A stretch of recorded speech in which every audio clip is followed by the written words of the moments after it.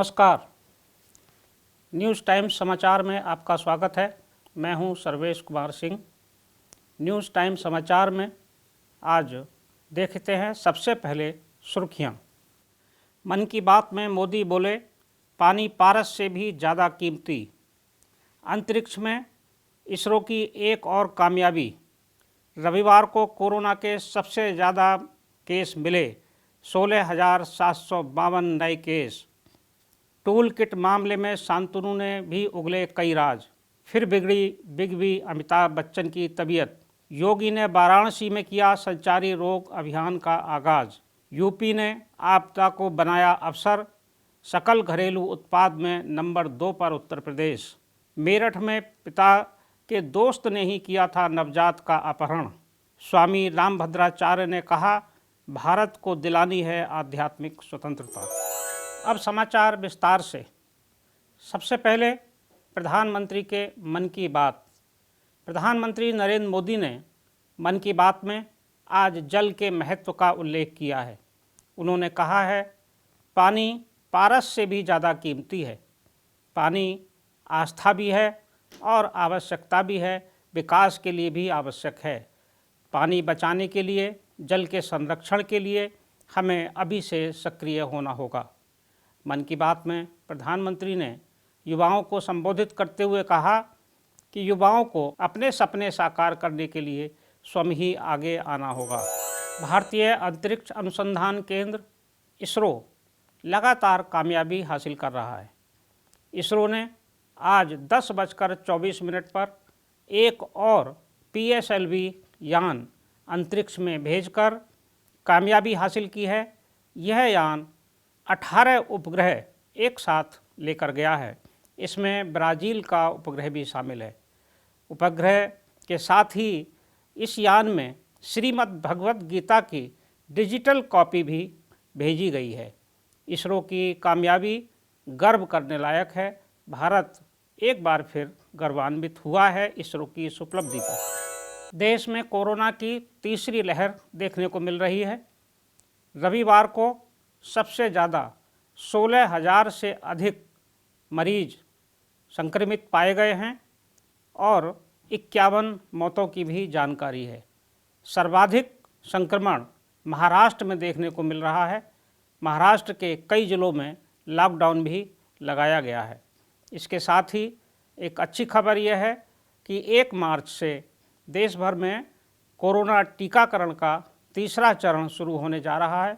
इसमें 60 वर्ष से अधिक के सभी नागरिकों को निःशुल्क टीका लगेगा और 45 वर्ष से अधिक के उन लोगों को जिन्हें कोई बीमारी है उनको भी मुफ्त टीके लगाए जाएंगे।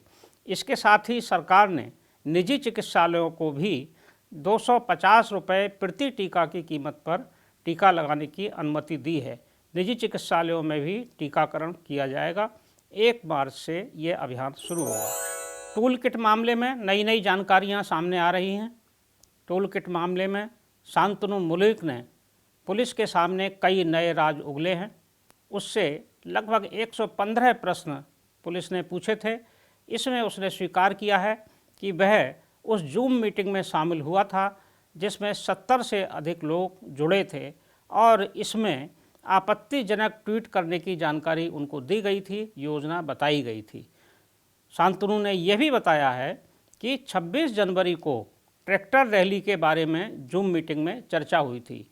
यहाँ तैयारी की गई थी और बताया गया था, निर्देश दिया गया था कि सभी को ट्रैक्टर रैली शुरू होने से पहले ही ट्वीट शुरू कर देने हैं और अपने ट्वीट ट्रेंड को नंबर 1 पर लाना है। इस अभियान के अंतर्गत अफवाह भी फैलाई गई थी कि पुलिस की गोली से एक ट्रैक्टर चालक की मौत हुई है। लोकप्रिय अभिनेता अमिताभ बच्चन की एक बार फिर तबीयत बिगड़ी है। तबीयत बिगड़ने की जानकारी उन्होंने स्वयं ही ट्वीट कर दी है। ट्वीट पर बताया है कि उनको एक सर्जरी की आवश्यकता है। अमिताभ बच्चन के इस ट्वीट के बाद उनके प्रशंसकों में एक चिंता की लहर है। चिंतित हैं, ईश्वर से प्रार्थना कर रहे हैं कि बिग बी शीघ्र स्वस्थ हों। उन्होंने बिग बी के स्वास्थ्य की कामना की है। मुख्यमंत्री योगी आदित्यनाथ ने वाराणसी में रविवार को संचारी रोग नियंत्रण अभियान की शुरुआत की है। योगी आदित्यनाथ ने इस अवसर पर कहा कि उत्तर प्रदेश में संचारी रोग और संक्रामक रोगों की रोकथाम के लिए प्रयास किए जा रहे हैं। उत्तर प्रदेश में कोरोना की रोकथाम के लिए भी व्यापक प्रबंध किए गए। इसके कारण उत्तर प्रदेश में कोरोना नियंत्रण में रहा है। उत्तर प्रदेश लगातार विकास की राह पर है। मुख्यमंत्री योगी आदित्यनाथ के नेतृत्व में उत्तर प्रदेश सकल घरेलू विकास दर में दूसरे स्थान पर है। GDSP में उत्तर प्रदेश ने 5वें स्थान से छलांग लगाकर दूसरा स्थान प्राप्त किया है। पहले स्थान पर महाराष्ट्र है, उसके बाद उत्तर प्रदेश का स्थान है। उत्तर प्रदेश को ये रैंक मिली है उत्तर प्रदेश में किए जा रहे विकास कार्यों के कारण और एक सुचारू सुव्यवस्थित व्यवस्था स्थापित होने के कारण।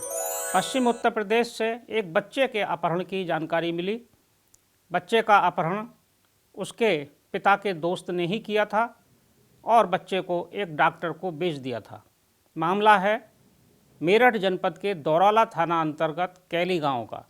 इस गांव के एक नवजात को उसके पिता के दोस्त ने ही अपहृत कर लिया और एक ऐसे डॉक्टर को बेच दिया जो मुजफ्फरनगर के मेडिकल कॉलेज में तैनात है। उसे अपने संतान न होने के कारण किसी नवजात की, किसी बच्चे की आवश्यकता थी। उसने इस बच्चे को खरीदा। इस खरीद फरोख्त के अंतर्गत एक सिपाही का भी नाम आ रहा है जिसने मध्यस्थता की और बिचौलिए के रूप में बच्चे को बेचने में भूमिका निभाई। पुलिस की तत्परता से बच्चा बरामद हुआ है। आशा है शीघ्र ही अन्य गिरफ्तारियां भी होंगी। राजधानी के सुल्तानपुर रोड स्थित अर्जुनगंज क्षेत्र में महामना शिक्षण संस्थान का शुभारंभ हुआ। इस कार्यक्रम में शिक्षा आरंभ कार्यक्रम के अंतर्गत एक समारोह आयोजित हुआ। समारोह के मुख्य अतिथि स्वामी रामभद्राचार्य जी थे। स्वामी रामभद्राचार्य जी ने कहा कि भारत को आध्यात्मिक स्वतंत्रता दिलाए जाने की आवश्यकता है। इस मौके पर उन्होंने देश में समान नागरिक संहिता लागू करने की भी मांग की। कार्यक्रम में राष्ट्रीय स्वयंसेवक संघ के सह सरकार्यवाह श्री दत्तात्रेय होसबोले जी और डॉक्टर कृष्ण गोपाल जी भी उपस्थित थे। न्यूज़ टाइम समाचार में आज बस इतना ही। कल फिर मिलेंगे नए बुलेटिन के साथ, प्रमुख खबरों के साथ, ताज़ा खबरों के साथ। तब तक के लिए मैं सर्वेश कुमार सिंह आपसे विदा लेता हूँ। नमस्कार।